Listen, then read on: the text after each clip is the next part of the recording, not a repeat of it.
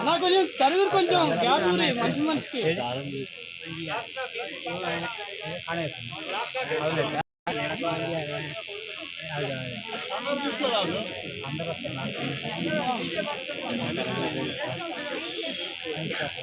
అలా దండలు మంచిగా అంటే కొద్దిగా టూ సైడ్స్ ఏమండి బాగా మారిపోతాం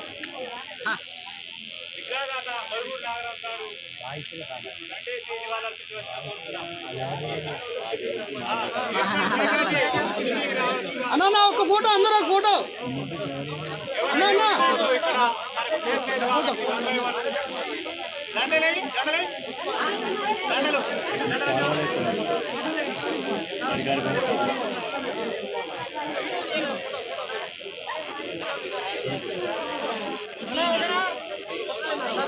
ఆడదన్నా కొంచెం ముందుకున్నా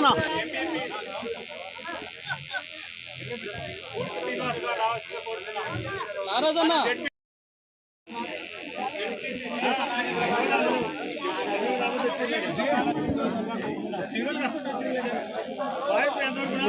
రావాలి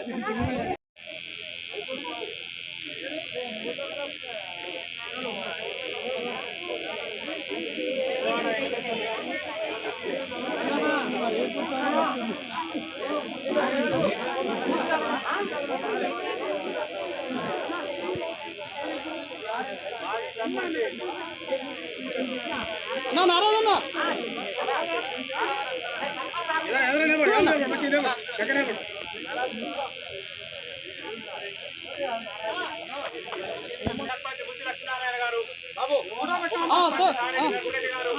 చూడండి అన్న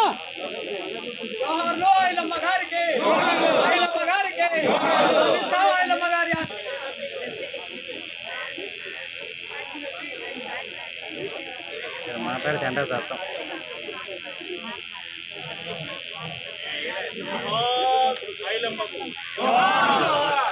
తెలంగాణ రైతాంగ సాయుధ పోరాట యోధురాలు ఐలమ్మకు మహిళల ఆత్మగౌరవ పతాక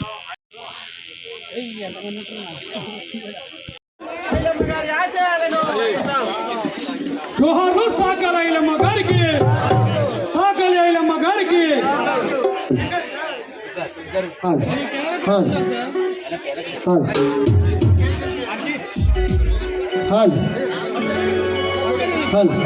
జోహార్ తెలంగాణ సాయుధ పోరాట యోధురాలు సాకలైలమ్మ గారికి.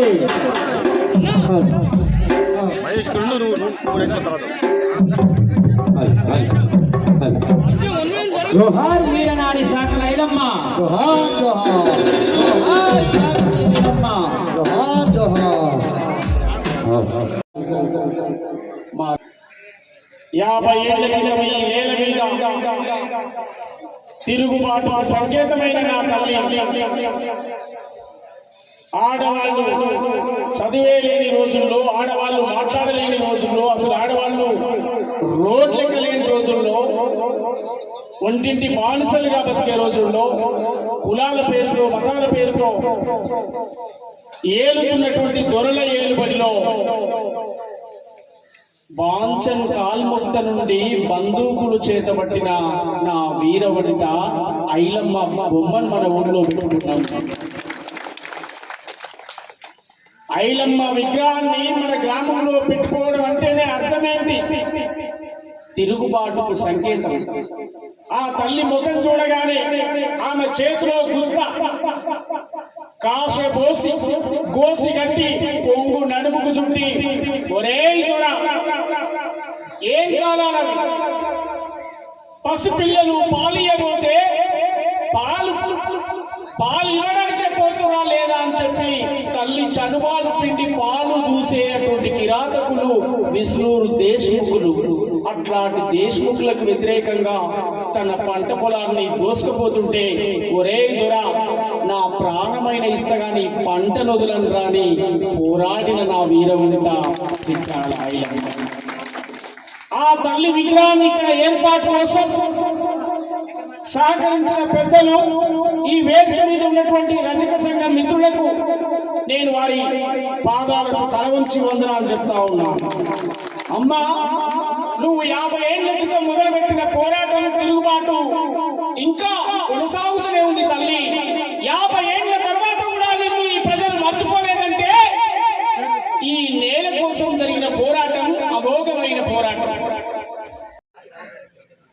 ఈ యొక్క విగ్రహాన్ని యుద్ధం చేసినటువంటి ఐలమ్మ విగ్రహాన్ని ఆచర్లగూడలో ప్రతిష్ఠించడం జరిగింది.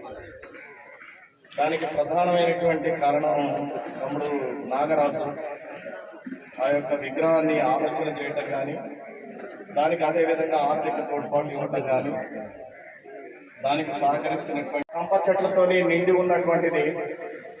ఈ ఐలమ్మకి పిల్లలంతా పెద్దవాళ్ళు అయిపోయారు, చేతికొచ్చిండ్రు. కానీ వాడు చేసుకునేటటువంటి వృత్తితోని ఆ పెద్ద కుటుంబానికి ఆకలిగా వెళ్ళేటటువంటి పరిస్థితి లేదు.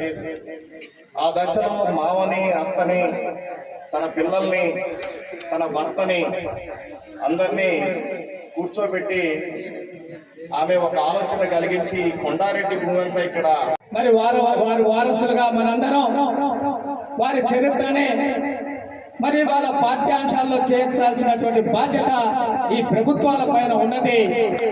భవిష్యత్ తరాలకు అందించాల్సిన బాధ్యత మరి ఈ ప్రభుత్వాలకు ఉన్నదని చెప్పి ఈ సందర్భంగా తెలియజేస్తా ఉన్నాం.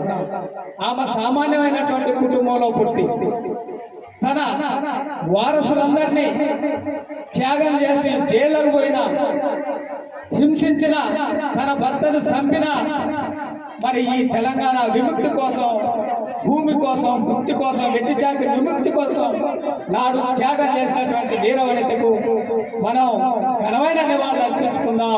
చేయాలి అంటే చాకలి ఐలమ్మను చూడు, ఆ రోజే త్యాగం చేసింది. ఈ రోజు నువ్వు గొప్పగా త్యాగం చేసేది ఏమి లేదు. ఆమెకు విద్య లేదు, ఒక కమ్యూనికేటానికి భారత రాజ్యాంగం లేదు, ఒక చబడే తత్వం లేదు. అయినా సరే ఆ రోజు ఉన్నటువంటి విష్ణూరి రామచంద్రారెడ్డి తన పంటను కోసుకొని తీసుకుపోతా అంటే, ఈ భూమి నాది, పండించిన పంట నాది, నీకే హక్కుంది, నా పంటను ముట్టుకుంటావని చెప్పి కొడవలు తీసుకొని ఒడిశాల రాళ్లతో తరిమి కొట్టినటువంటి చాకలి ఐలమ్మ వారసత్వం పునికి పుచ్చుకున్న గడ్డ మన తెలంగాణ గడ్డ. ఆమె వారసత్వంతో, ఆమె స్ఫూర్తితోటే ఈ తెలంగాణ ఉద్యమం నడిచింది. తెలంగాణ రాష్ట్రాన్ని సాధించుకున్నాం. మరి అదే చైతన్యం తెలంగాణ రాష్ట్రం వచ్చిన తర్వాత ఎంతో మంది బహుజన బిడ్డలు ఆత్మ బలిదానం చేసుకుంటే తెలంగాణ రాష్ట్రం వచ్చింది. మరి అధికారం ఎవరి చేతికి పోయింది? ఈ రోజు మన బహుజన యుద్ధ నౌక ఏపూరి సోమన్న గాని, డిఎస్పి వ్యవస్థాపక అధ్యక్షులు మన విశారదన్ మహారాజ్ గారు గాని ఎందుకు తిరుగుతారు? మా లీడర్ వచ్చిందని మైకు పెట్టి మొత్తుకున్న బహుజన మన బతుకెన్నడు మారురో మహజన, మన రోజులెన్నడచ్చురో.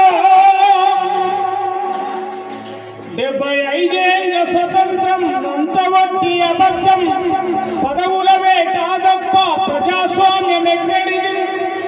అయ్య దిగిత కొడుకెక్కి ఆస్తులన్నీ పెంచుకోండు, అందిన కాడి కళ్ళ దోసుకొని దాసుకోండు బహుజన.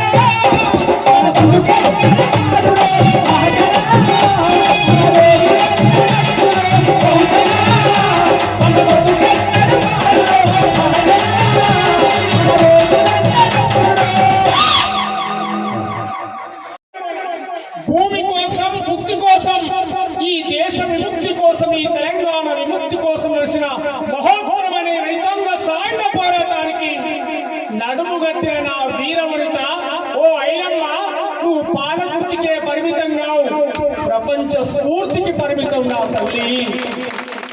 ఇవాళ ఆచార్యుల గూడెంకు పాలకుర్తికి సంబంధం ఏంటంటే, ప్రజల కోసం నడిచిన నా తల్లి, నా జాతులు ఇప్పుడే మేల్కొంటున్నాయి.